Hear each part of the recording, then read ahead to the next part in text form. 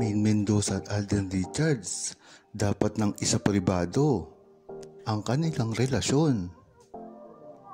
Mas maganda nga at makakabuti kung itatago muna ni Main Mendoza at Alden Richards ang tunay nilang relasyon, dahil na rin ito sa kabi-kabila na pambabatiko sa kanila at paninira ng mga hindi kilalang tao ang nasa likod na ito.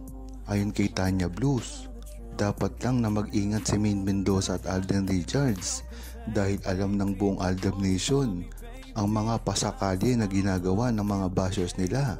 Ito ay ang pagtuligsa, paninira sa kanilang buhay, na alam ng buong Aldab Nation na ito lamang ay ginagawa dahil sa kanilang industriya na ginagalawan. Tama nga yung sinabi nito, dahil nga sa sobrang pagkasikat ni Main Mendoza at Alden Richards, hindi talaga mawawala ang mga bumabatiko sa kanila, lalo na ng mga pailalim at hindi mga kilalang tao. Ito talaga ay mas makakasama kaysa sa mga kilalang tao, dahil ang mga kilala madaling mababalikan ng buong Aldab Nation at ng industriya.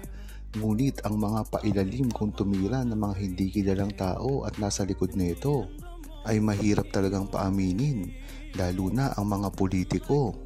Talagang masama ang balak sa relasyon ni Main Mendoza at Alden Richards, kaya naman doble ingat ang pinagagawa ng Aldab Nation sa kanila, para na rin sa kanilang mga sarili, mga kinalalagyan ngayon. Ngunit tiwala ang buong Aldab Nation na malalampasan nila ito, dahil napakatibay ng kanilang relasyon noon pa man hanggang ngayon.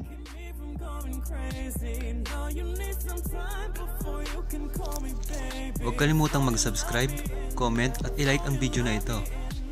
Thanks for watching!